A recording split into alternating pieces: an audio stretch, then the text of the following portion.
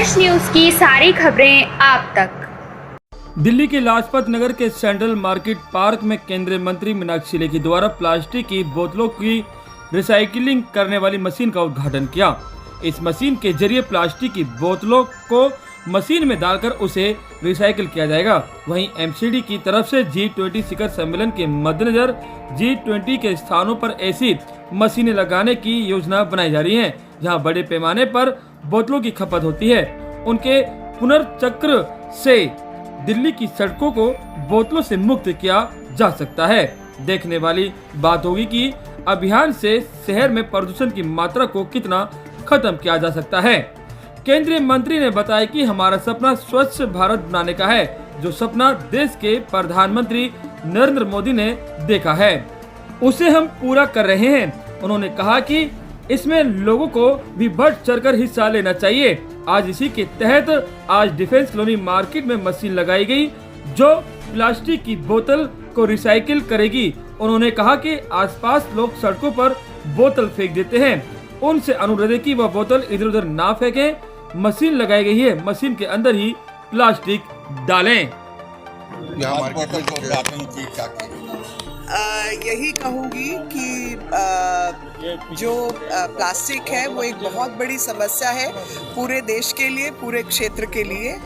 अब प्लास्टिक को अलग करना बहुत आवश्यक है और इसलिए हमने प्लास्टिक की क्रशिंग मशीन यहाँ पर लगाई है और प्लास्टिक की जो भी वेस्ट है उसको वहाँ पर अलग करके फेंका जाए। कितना फायदा मिलेगा मार्केट के? स्वच्छता अभियान में बहुत बड़ा फायदा मिलेगा और स्वच्छ भारत का अभियान चलता रहे, सब लोगों को ये समझ भी हो तो वो काम हो। मैम, समस्या लोगों ने कुछ बताई आपको, यहाँ पर क्या है उसकी समस्या का कुछ समाधान? उसकी एक्सेस तो सेवा नगर जब रीडेवलप होगा तभी होगा ना।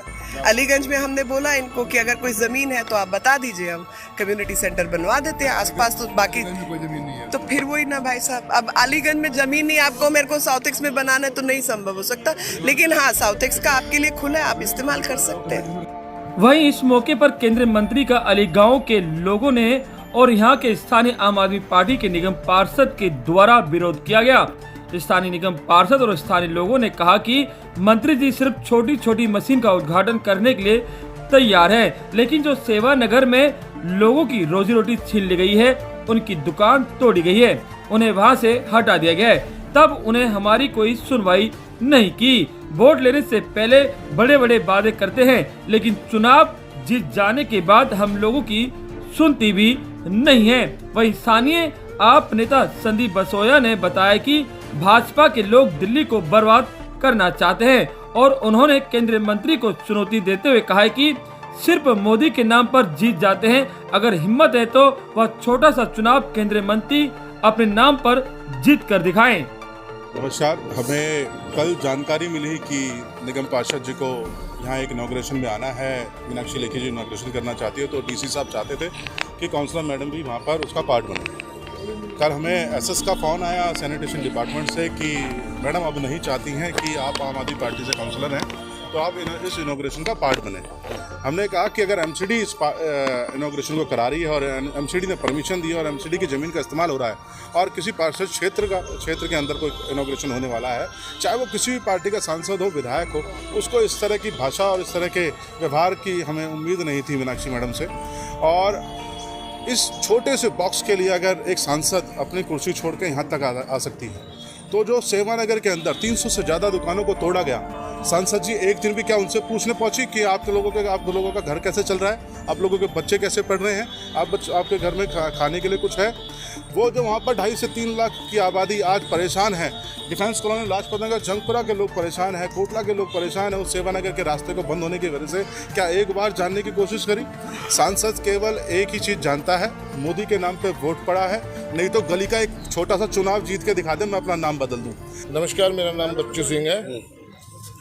आज हमें पता चला हमारी सांसद मीनाक्षी लेखी जी यहाँ पे किसी डस्टबिन का उद्घाटन करने के लिए आई हैं, तो आज हमें बड़ा शर्म सी महसूस हो रही है कि उनके लिए डस्टबिन का डब्बा का उद्घाटन करना इम्पोर्टेंट है और हमारे जो गांव के भविष्य खराब हो रहा है उसको देखना अनिवार्य नहीं समझा उन्होंने। ये डस्टबिन का उद्घाटन करना अनिवार्य हुआ।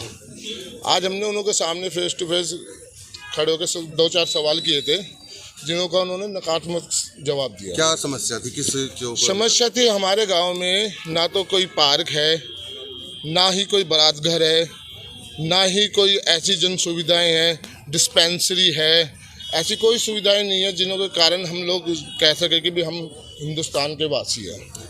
इसी अभी जो इलेक्शंस हुए हैं, कॉरपोरेशन से इलेक्शंस हुए हैं, उसमें मतलब जो है हम सब लोगों ने देखा कि लेखी जी, मैं अमान्य कहूँ या आदरणीय कहूँ या जो भी मतलब मैं उपाधि ने दूँ, इन माननीय लेखी जी ने वहाँ हमारे भूतपूर्व मतलब जो है काउंसिलर के मतलब जो है ऑफिस के उद्घाटन के समय इतना बड़ा आश्वासन दिया और छाती ठोक ठोक के इस बात को बार बार दोहराया कि मैं आप सब लोगों का ध्यान रखूंगी, मैं रात दिन मेरे दरवाजे 24 घंटे खुले हैं, मैं बिल्कुल, आप तो मतलब पुराने लोग हो, पुराने मतलब जो, और मैं जानती हूँ कि मतलब जो लोकल लोगों का ध्यान रखना ही चाहिए। लेकिन अभी मतलब जो महीने 2 महीने ही हुए, अभी तो मतलब जो हाँ बहरहाल मतलब जो मेयर और डिप्टी मेयर अपने आसन पर भी नहीं बैठे हैं, इनका पूरा ही रंग बदल गया। अरे आप मतलब जो सड़क से निकल के तो देखो, जिस सड़क से मतलब जो हमारे छोटे छोटे बच्चे स्कूल जाते वक्त निकलते हैं, स्कूल के बाद निकलते हैं, हमारी लेडीज़ मतलब जो घूंघट डाल के मतलब जो है सब्जी वगैरह मतलब जो खरीद फरोख्त के लिए निकलती हैं, और इतना कांगेशन हो गया ट्रैफिक का। रिक्शाज हैं, ई रिक्शाज हैं, और ये क्या नाम ऑटोज़ हैं, और फिर सभी तरह का ट्रैफिक।